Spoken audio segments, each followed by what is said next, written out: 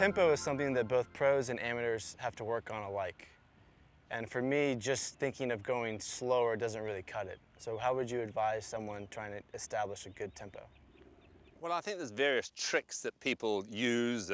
Breathing is one of them to sort of get them slowing down, I think, under pressure, whether an amateur's on the first tee or whether you're on the last hole of a tournament and you're leading by a shot. I mean, it affects everybody. I mean, it's, you know, adrenaline, a combination of nerves, adrenaline, maybe walking a little faster, so you've got to do things maybe a little slower, but it is interesting, and everybody has their own tempo. I mean, you find players throughout history, you know, obviously working with the great Nick Price, he had a very quick tempo, and Ernie had a much slower tempo, so it sort of matches our personality to some extent.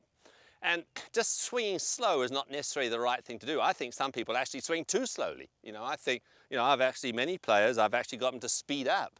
And we do know people snatch the club away and they snatch the club down as they start. Really, as many players realize through the years, you only want speed in one spot, right through impact. That's where you want your real acceleration.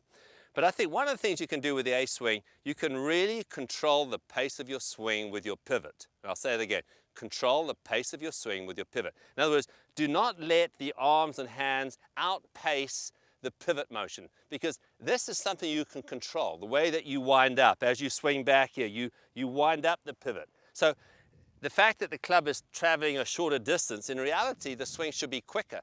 In this case, though, you can actually feel that the swing is slower because you're using the bigger muscles to control what you're doing. So there's not the snatch with your arms, and that's where most people sort of struggle with their tempo straight off the ball. So as long as you have your arms nice and relaxed and you control the pace with your pivot, Ryan, it's like you feel this whole stretch, and really even as you start down, there's a smoothness about the way that your pivot starts to move forward. So you don't want to swing any faster or any slower than your pivot will allow. And so if you can relate to that, and the other thing I like people to do, just do this again, is to do that, but actually make practice swings with your eyes closed. It's amazing what closing your eyes really does in a swing. It gives you a great awareness of where the club is and how your body's reacting. So make a couple of swings here, okay? Right, let's see. Control it with the pace of your pivot. Good, again. It's interesting when you close your eyes, you sort of lose your spatial awareness a little bit there. Good. Good, once more. So feel the pace is completely controlled by your pivot. Very good. Okay, now step up to the ball without any real thought and go ahead and do it. Excellent. Boy, that was great. I mean, that just looked effortless. You know, one of my favorite sayings in golf is swing easy, hit hard. Well, you know, it's not that you're swinging easy, you're swinging at the correct pace.